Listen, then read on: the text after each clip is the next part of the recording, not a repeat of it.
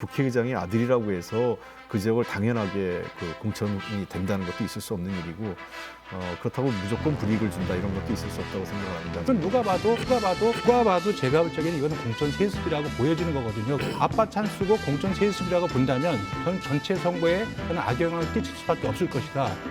아버지 지역구를 세습하는 이런 사례는 절대 없어야 된다.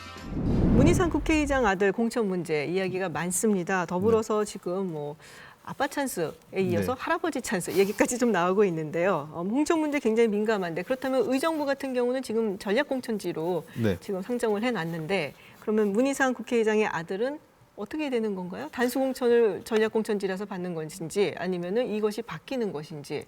그럼 제가 공천관리위원이 아니기 때문에 네. 다른 단언해서 말씀드릴 수 없겠지만 어느 누구라도 특혜나 불이익이 없다 이렇게 말씀을 드리고 싶습니다. 그 지역에서 우리 공천관리위원회에서 저희들은 심사를 할 예정입니다. 시스템 공천에 따라서 적절한지, 그다음에 후보로서의 자격이 있는지, 두 번째는 경쟁력이 있는지 등등에 대해서 충분히 평가를 한 이후에 판단을 할 예정이기 때문에 단순히 국회의장의 아들이라고 해서 그 지역을 당연하게 공천이 된다는 것도 있을 수 없는 일이고 그렇다고 무조건 불이익을 준다 이런 것도 있을 수 없다고 생각을 합니다. 제가 보기에는 국민들의 눈높이라든지 요구에 대해서도 저도 잘 알고 있기 때문에 우리 공관위에서 매우 합리적인 판단과 결정이 있을 것으로 생각하고 전체적으로 공천 과정이 가장 중요한 것은 말씀하신 대로 모든 경쟁자들이 납득할 수 있어야 되고요. 첫 번째. 두 번째는 그러한 과정들이 국민들이 보기에도 과거 4년 전에 자유한국당에서 도장 들고 대표께서 자리를 이탈하거나 이런 정도의 해프닝이 벌어졌는데 국민들이 보기에 우리 당의 공천 과정이 매우 객관적이고 투명하다라는 걸 보여지게 만드는 것이 저희들의 과제라고 생각합니다. 네.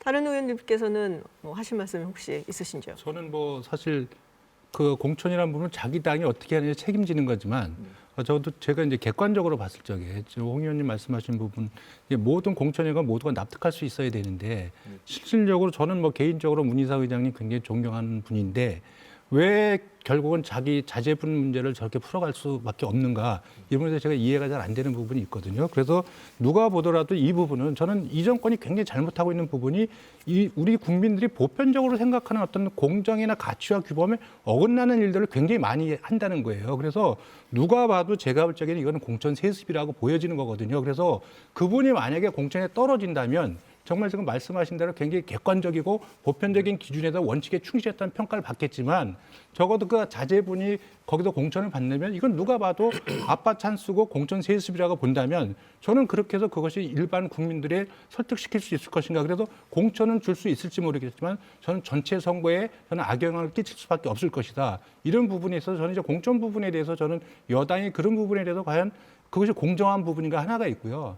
또 한 가지 부분들은 지금 정치 지향적인 판사들을 계속해서 영입하는 이런 일련의 행태들을 보여주고 있는데 이것이 과연 옳은 것인가? 이것이 사법부의 어떤 불신을 심화시키는 일이 아닌가?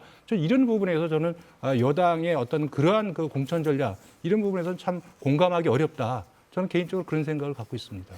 네. 저는 그러니까 과거에 옛날에 누구의 부친 자기 아버지의 지역구를 세습을 해서 의원이 됐다.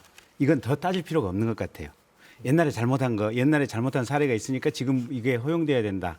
이건 더 이상 있어서는 안 될 것 같고요. 가령 이거는 민주당의 문제가 아니고 사실은 문희상 의장님의 자제분께서 이번에 본인 스스로 이런 선택을 해주시는 게 좋을 것 같아요. 그 지역구를 피해서 가령 의정부나 인접 지역구에 가서는 한 정당하게 경선을 하겠다. 이런 선언을 해서 가주시는 것이 본인이 정치인으로서 길을 걷는데 가장 당당하고 멋진 자세인 것 같아요. 근데 만약에 본인이 그런 선택조차도 못한다고 한다면 사실은 의정부 지역 구민들이 그리고 만약에 민주당이 혹시 모르지만 만약에 가정법적으로 전략공천을 하게 된다면 민주당 의정부 지역구 주민들이 그건 낙선시켜야 된다고 봐요.